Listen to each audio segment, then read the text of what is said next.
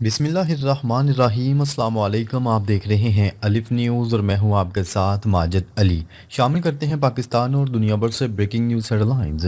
Donald Trump کی دھمکی کے بعد کولمبین صدر نے مسلح افواج کو ہدایات جاری کر دیں۔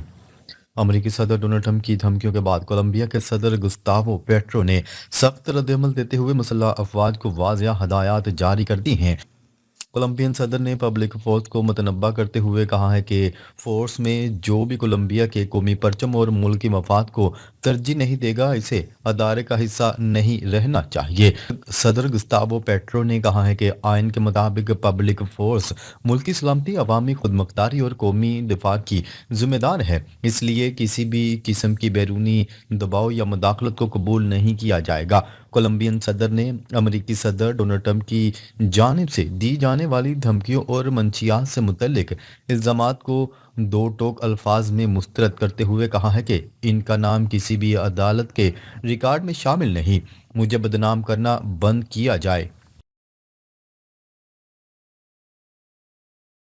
شمالی کوریا کا ہائپرسونک میزائل تجربات کے بعد ایٹمی جنگ کے لیے مکمل تیاری کا اعلان۔ شمالی کوریا نے جدید ترین ہائپرسونک میزائلوں کے تجربات کرتے ہوئے دعویٰ کیا ہے کہ اس کی جوہری افواج جنگ کے لیے مکمل طور پر تیار ہیں۔ سرکاری خبر ادارے کی رپورٹ کے مطابق شمالی کوریا کے رہنما کم جونگ ان نے پیانگ یانگ میں میزائل لانچ مشقوں کی خود نگرانی کی اور کہا کہ موجودہ عالمی جغرافیائی و سیاسی بحران کے تناظر میں یہ تجربات انتہائی ضروری تھے۔ جنوبی کوریا اور جاپان کے مطابق اتوار کے روز پیانگ یانگ کے قریب سے دو بیلسٹک میزائل داغے گئے جو رواں سال کا پہلا میزائل تجربہ تھا۔ یہ لانچ ایسے وقت میں ہوا جب جنوبی کوریا کے صدر چین کے دورے پر روانہ ہو رہے تھے، جہاں شمالی کوریا کے معاملے پر بات چیت متوقع ہے۔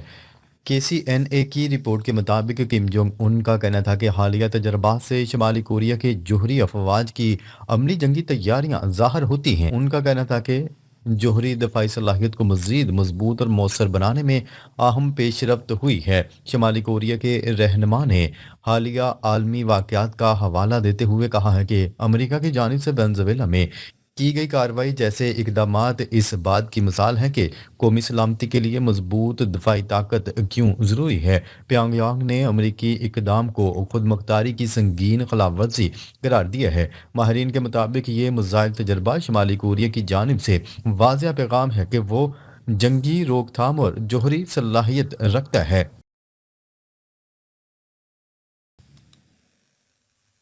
ترکی وینزویلا کے عوام کے ساتھ کھڑا ہے، خود مختاری کی خلاف ورزی خطرناک ہو سکتی ہے۔ ترک صدر رجب طیب اردوان ترکی کے صدر رجب طیب اردوان کا کہنا ہے کہ انہوں نے امریکی صدر ڈونلڈ ٹرمپ کو ٹیلی فونک گفتگو میں واضح طور پر آگاہ کیا ہے کہ وینزویلا کو صدر نکولس مادورو کی معزولی کے بعد عدم استحکام کی طرف نہیں دھکیلا جانا چاہیے۔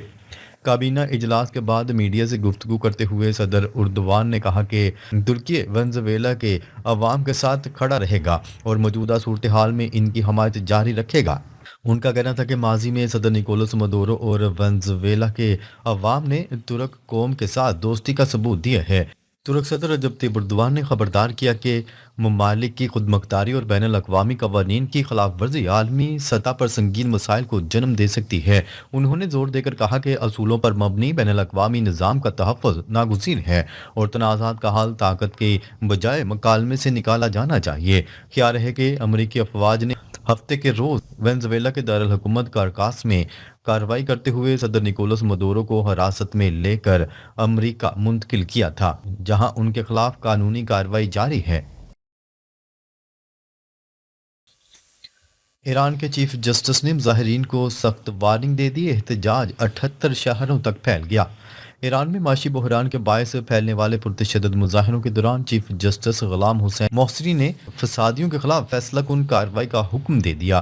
انہوں نے کہا ہے کہ پرامن احتجاج کرنے والوں کے جائز مطالبات سنے جائیں گے، مگر تخریب کار عناصر اور ان کے حامیوں کے ساتھ اب کسی قسم کی نرمی نہیں برتی جائے گی۔ عدلیہ کی میزان نیوز ایجنسی کی رپورٹ کے مطابق چیف جسٹس نے اٹارنی جنرل اور صوبائی پروسیکیوٹر کو ہدایات جاری کی ہیں کہ قانون کی سختی سے عمل درآمد یقینی بنایا جائے۔ ان کا کہنا تھا کہ دشمن قوتیں ملک میں افراتفری پھیلانے کی کوششیں کر رہی ہیں، لیکن اسلامی جمہوریہ عوامی احتجاج اور شرپسندی میں واضح فرق کرتی ہے۔ دیری انصاف، مہنگائی اور ریال کی تاریخی گراوٹ کے خلاف مظاہرے نویں روز بھی جاری ہیں، جو اب 78 شہروں تک پھیل چکے ہیں۔ انسانی حقوق کی تنظیم کی رپورٹ کے مطابق جھڑپوں میں 20 سے زائد مظاہرین ہلاک، 50 سے زائد زخمی اور تقریباً 1000 افراد گرفتار ہو چکے ہیں۔ طلبہ سڑکوں پر نکل آئے ہیں، جبکہ سیکیورٹی فورسز نے آنسو گیس اور فائرنگ کا استعمال کیا۔ حکومت نے احتجاج کو کم کرنے کے لیے ہر شہری کو آئندہ 4 ماہ تک ماہانہ تقریباً $7 کا الاؤنس دینے کا اعلان کیا ہے، جو ضروری اشیاء کی خریداری کے لیے کریڈٹ کی شکل میں ملے گا۔ وینزویلا میں امریکی فوجی کارروائی، اقوام متحدہ چارٹر کی خلاف ورزی قرار۔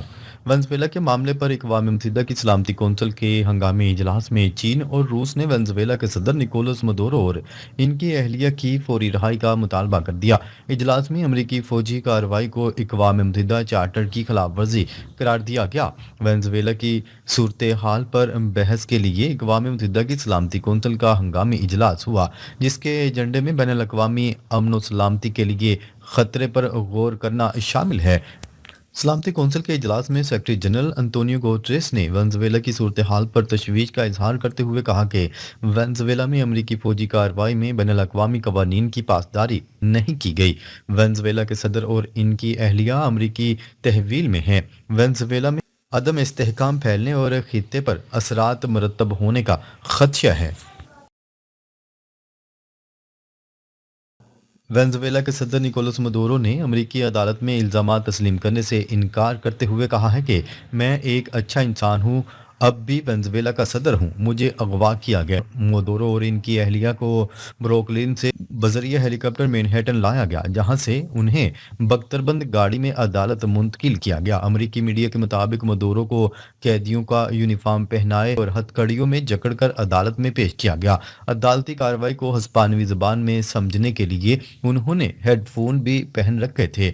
وفاقی عدالت کے جج نے مدورو سے اپنی شناخت بتانے کو کہا تو انہوں نے بتایا کہ وہ وینزویلا کے صدر ہیں۔ جج نے مدورو کے خلاف الزامات پڑھ کر سنائے، جن میں منشیات اور دہشت گردی کے الزامات شامل تھے، تاہم مدورو نے تمام الزامات کو رد کرتے ہوئے الزامات تسلیم کرنے سے انکار کر دیا اور کہا کہ میں بے گناہ ہوں، میں اب بھی اپنے ملک کا صدر اور مہذب آدمی ہوں۔ یہاں جن باتوں کا ذکر کیا گیا ان میں سے کسی کا بھی میں قصوروار نہیں ہوں، مجھے اغوا کیا گیا ہے۔ مدورو کی اہلیہ نے بھی اپنی بے گناہی پر زور دیتے ہوئے کہا کہ وہ بے قصور اور بے گناہ ہیں۔ جج نے مقدمے میں لمبی تاریخ دیتے ہوئے مدورو اور ان کی اہلیہ کو 17 مارچ کو دوبارہ عدالت میں پیش کرنے کا حکم دے دیا۔ روس اور چین کا وینزویلا پر امریکی چڑھائی پر شدید رد عمل، مدورو اور ان کی اہلیہ کی رہائی کا مطالبہ۔ سلامتی کونسل کے ہنگامی اجلاس میں روسی مندوب کا کہنا تھا کہ کرکاس میں امریکی جرائم کا کوئی جواز نہیں۔ امریکہ کو یہ اجازت نہیں دی جانی چاہیے کہ وہ خود کو کسی قسم کا اعلیٰ ترین منصف قرار دے اور کسی بھی ملک پر حملہ کرے۔ روسی مندوب کا کہنا تھا کہ لاقانونیت کے دور اور طاقت کے زور پر امریکی بالادستی کی واپسی کا پیش خیم ہے۔ اس کے علاوہ چینی مندوب کا کہنا تھا کہ کوئی بھی ملک نہ تو دنیا کا پولیس مین بن سکتا ہے اور نہ ہی خود کو عالمی منصف سمجھنے کا حق رکھتا ہے۔ طاقت کے اندھا دھند استعمال سے صرف مزید بڑے بحران جنم لیں گے۔ امریکہ دھونس اور جبر پر مبنی اپنی پالیسیوں کو ختم کرے۔ واضح رہے کہ امریکہ نے ہفتے کو وینزویلا پر حملہ کیا اور امریکی ڈیلٹا فورس وینزویلا کے صدر مدورو اور ان کی اہلیہ کو ان کے صدارتی محل سے اٹھا کر لے گئی۔ امریکی صدر ڈونلڈ ٹرمپ کا کہنا تھا کہ مدورو اور ان کی اہلیہ کو ان کے بیڈ روم سے پکڑ کر نیو یارک لایا گیا۔ امریکہ میں ان کے خلاف منشیات اور دہشت گردی کے الزامات کے تحت مقدمہ چلے گا۔ ناظرین، اب تک کے لیے اتنا ہی۔ مزید خبریں لے کر بہت جلد آپ کی خدمت میں حاضر ہوں گے، تب تک کے لیے اپنا خیال رکھیے گا۔ اللہ نگہبان۔